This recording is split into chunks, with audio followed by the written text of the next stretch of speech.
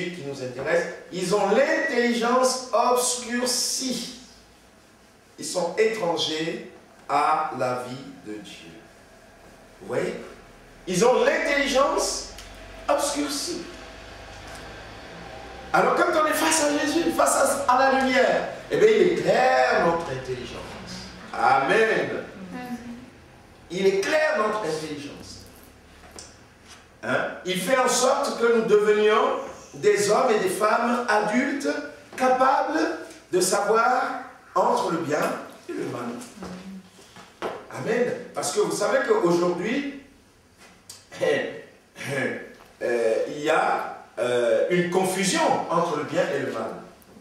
Ce qui est mal est appelé bien, ce qui est bien est appelé mal. Hein? Dans beaucoup de domaines.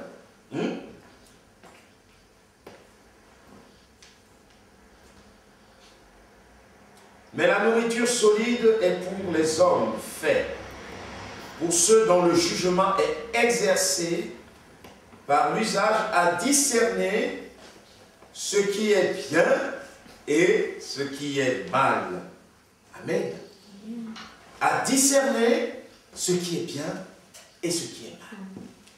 Amen. Et Dieu va éclairer notre intelligence. Notre intelligence sera éclairée. On va pouvoir savoir ce qui est bien et ce qui est mal. Amen. C'est glorieux cela. Hein? Le Seigneur va éclairer notre intelligence. Gloire à toi, Seigneur Jésus. On va pouvoir discerner le bien et le mal. Par exemple, on prend les mœurs, par exemple. Aujourd'hui, il y a toutes sortes de choses qui sont prônées. Mais le mariage, par exemple, je prends le mariage.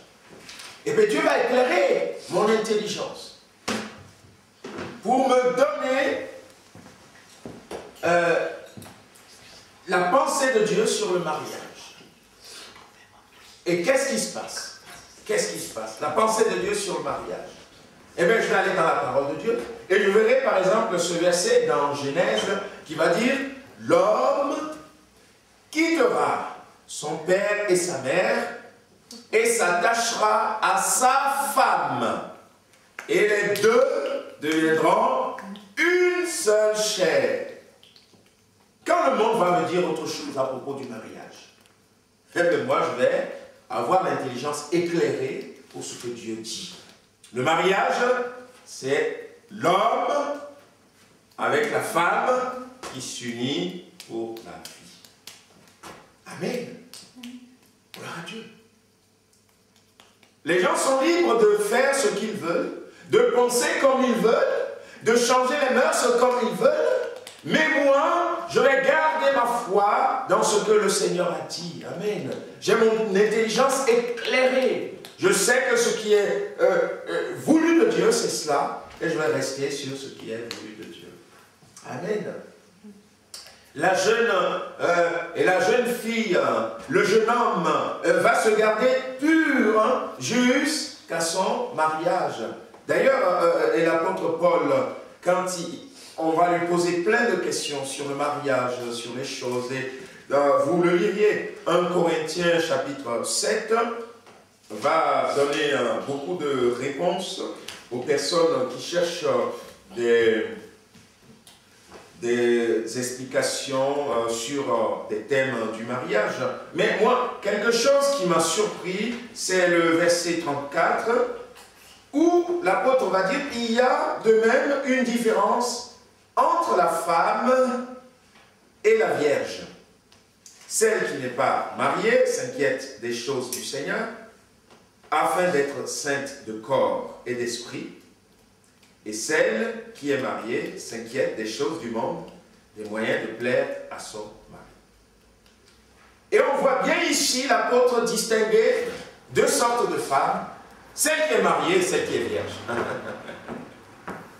Alléluia.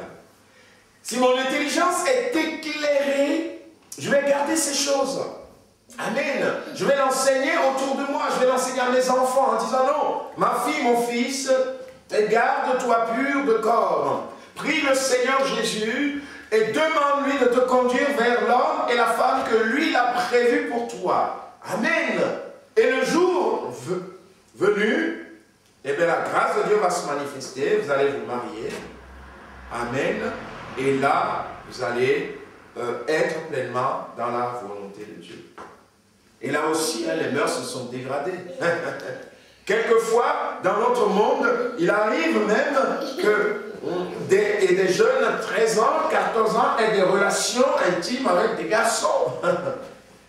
J'ai rencontré une fille qui avait 18 ans et je lui parlais du Seigneur. Et il m'a dit, moi, il n'y a plus d'espoir pour moi. Je dis, quoi, à 18 ans? Mais ouais, mais si elle a commencé à 12 ou à 13 ans, à faire,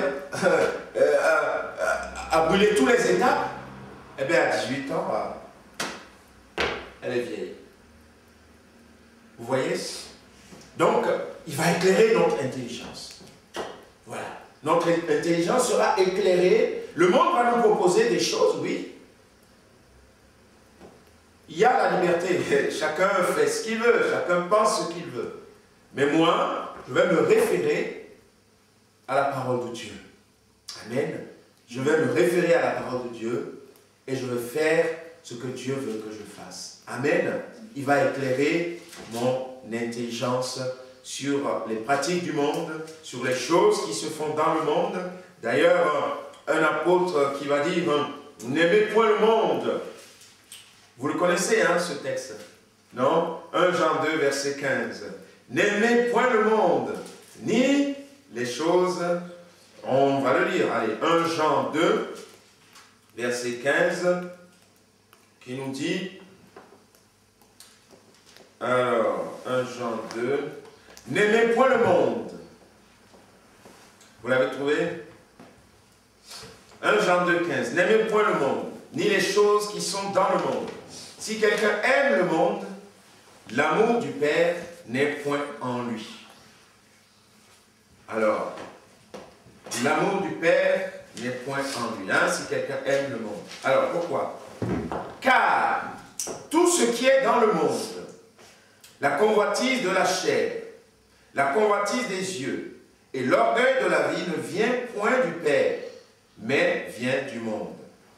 Et le monde passe, et sa convoitise aussi. Mais celui qui fait la volonté de Dieu demeure éternellement. Amen. Celui qui fait la volonté de Dieu demeure éternellement. Donc nous bénissons le Seigneur. S'il va m'éclairer, si cette lumière, Christ, va m'éclairer sur le monde, qu'est-ce qui va se passer encore, bien-aimés? Écoutez bien, cette lumière va... La parole de Dieu nous dit ceci.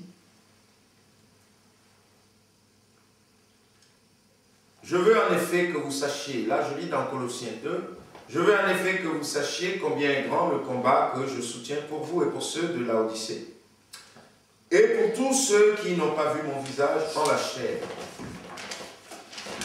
afin qu'ils aient le cœur rempli de consolation et qu'ils soient unis dans la charité et enrichis, c'est ce qui nous intéresse, et enrichis d'une pleine intelligence pour connaître le mystère de notre Dieu et Père et de Christ, mystère dans lequel sont cachés tous les trésors de la sagesse et de la science. Amen.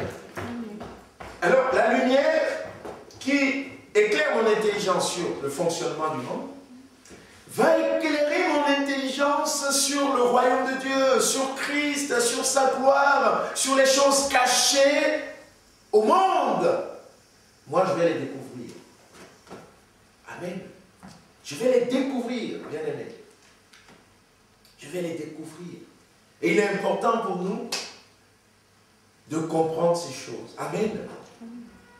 La lumière, Christ, éclaire mon intelligence sur les choses du monde, mais il m'ouvre l'intelligence pour comprendre les choses d'en haut. Amen. Les secrets spirituels. Alors si vous voulez connaître ces choses, ces secrets, prenez le temps à la maison. Amen. Dans la communion avec Dieu, dans la prière, dans un moment d'intimité, et vous demandez au Seigneur, dans la prière, « Ah Seigneur, je veux entrer un peu plus dans les secrets divins. Je veux entrer un peu plus dans ta gloire. Je veux entrer un peu plus dans ta connaissance. Ouvre le voile et que je puisse voir encore la gloire de Dieu. » Amen. Et je suis la lumière du monde. Donc on a vu, je suis, hein, l'exclusivité. On a vu lumière, le monde. Le monde, c'est cosmos. Cosmos. Et c'est toute la création matérialisée. Et pour cela, un verset suffit pour nous faire comprendre pourquoi le Seigneur Jésus peut dire cela. Dans Colossiens 1, verset 16, en parlant donc de Jésus,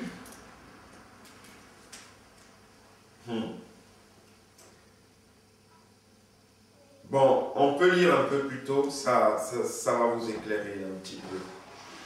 À partir du verset 12, « Rendez grâce au Père qui nous a rendus capables d'avoir part à l'héritage des saints dans la lumière. » Alléluia. Qui nous a délivrés de la puissance des ténèbres et nous a transportés dans le royaume du Fils bien-aimé ou du Fils de son amour selon les versions. Christ, en qui nous avons la rédemption par son sang, la rémission des péchés. Alors Christ, il est l'image du Dieu invisible, le premier-né de toute la création.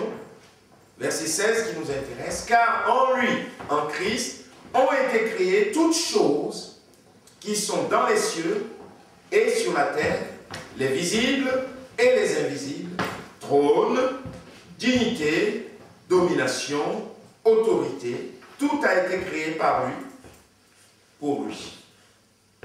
Amen. Hein? Celui qui crée le monde, qui est-ce qui sera mieux placé que lui pour nous conduire dans le monde? Personne. Il est le créateur. Moi, quand j'invente une machine, par exemple, c'est moi qui ai l'inventeur de la machine. Est-ce que quelqu'un d'autre va venir m'enseigner sur la machine? La machine, ça n'existait pas, c'est moi qui l'ai inventée. Vous voyez? Il est le créateur. Donc il est à même le mieux, celui qui le mieux va m'éclairer, me montrer les choses du monde. Gloire à Dieu. Je suis la lumière du monde. Alléluia. J'ai créé le monde. Donc je saurai te conduire dans ce monde. Je saurai te diriger dans ce monde. Je sais avec précision comment le monde est formé. Et je suis à même celui qui est capable donc de te guider. Et c'est ce qui va suivre puisqu'il va dire celui qui me suit. Alléluia. J'ai regardé en grec le mot qui le rend c'est akoloutéo. Akoloutéo. Et c'est aller avec rapidité, marcher avec rapidité. Suivre le Seigneur Jésus sans hésitation, aller avec rapidité dans son chemin. Et alors quand on suit quelqu'un, est-ce que c'est nous qui sommes devant? Non. Ah, là on ne suit plus là. C'est la personne qui nous suit. Et il nous arrive bien souvent de dire au Seigneur Jésus de nous suivre.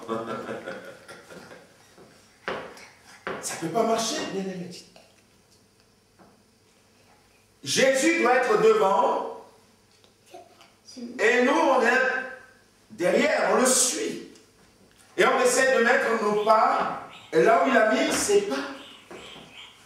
Amen.